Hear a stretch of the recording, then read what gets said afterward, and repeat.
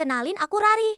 Di video ini, kita akan membahas dua topik penting dalam perilaku organisasi, yaitu kepemimpinan dan budaya organisasi. Kepemimpinan dan budaya organisasi adalah fondasi penting dalam membentuk dinamika serta efektivitas suatu organisasi. Kepemimpinan berperan dalam mengarahkan dan memotivasi anggota organisasi, sedangkan budaya organisasi membentuk nilai, norma, serta perilaku kerja sehari-hari. Interaksi antara keduanya memengaruhi kinerja, suasana kerja, dan kesuksesan jangka panjang sebuah organisasi. Menurut para ahli, seperti Gary Yukel dan Oteng Sutisna, kepemimpinan adalah proses memengaruhi orang lain untuk mencapai tujuan bersama. Ada 3 hal penting dalam kepemimpinan.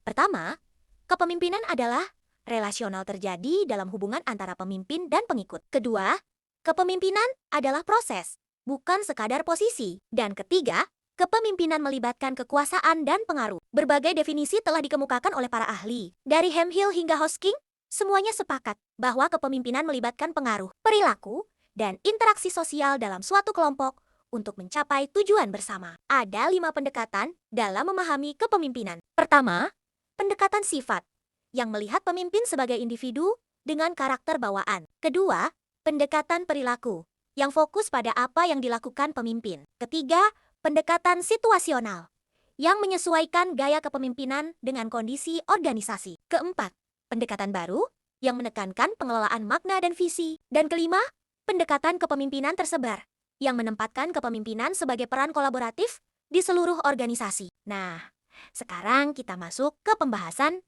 budaya sekolah. Budaya sekolah adalah elemen kunci yang menentukan seberapa efektif sebuah institusi pendidikan dalam meningkatkan mutu. Budaya ini mencakup nilai-nilai, norma, dan keyakinan bersama yang menjadi identitas sekolah. Budaya sekolah tidak hanya memengaruhi perilaku guru dan siswa, tetapi juga menjadi kekuatan pendorong dalam menciptakan perubahan dan inovasi. Menurut Robbins, budaya organisasi adalah sistem makna bersama. Edgar Schein membaginya dalam 3 level. Artifacts atau artefak, yaitu simbol dan struktur yang terlihat. Exposed values, nilai-nilai yang diungkapkan organisasi. Don't basic underlying assumptions, asumsi mendasar yang membentuk cara berpikir dan bertindak anggota organisasi.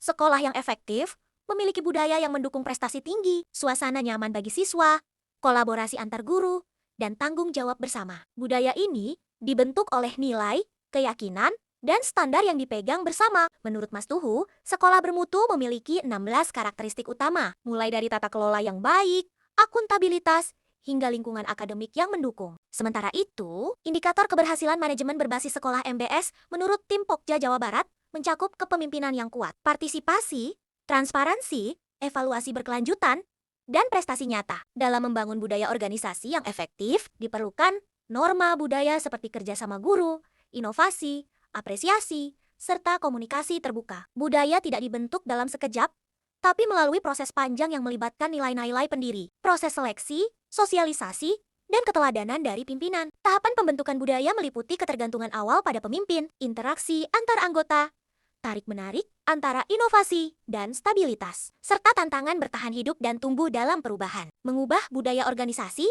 bukan perkara mudah. Osborne dan Plastrick menekankan pentingnya mengubah paradigma melalui pengalaman langsung, pelatihan lintas unit, penghargaan, dan storytelling. Dalam konteks birokratis seperti sekolah, diperlukan simbol baru, kriteria budaya yang jelas, perayaan keberhasilan, serta pembentukan komitmen baru melalui pengalaman emosional dan rasional. Perubahan pola pikir juga penting. Ini dapat dilakukan melalui pelatihan, pembelajaran bersama, penciptaan visi, dan penggunaan bahasa baru yang mencerminkan nilai organisasi. Sebagai kesimpulan, kepemimpinan dan budaya organisasi adalah 2 aspek yang saling menguatkan. Kepemimpinan yang baik akan menciptakan budaya yang mendukung, dan budaya yang kuat akan memperkuat kepemimpinan. Bersama-sama, keduanya menciptakan lingkungan kerja yang adaptif, inovatif, dan berorientasi pada pencapaian tujuan bersama.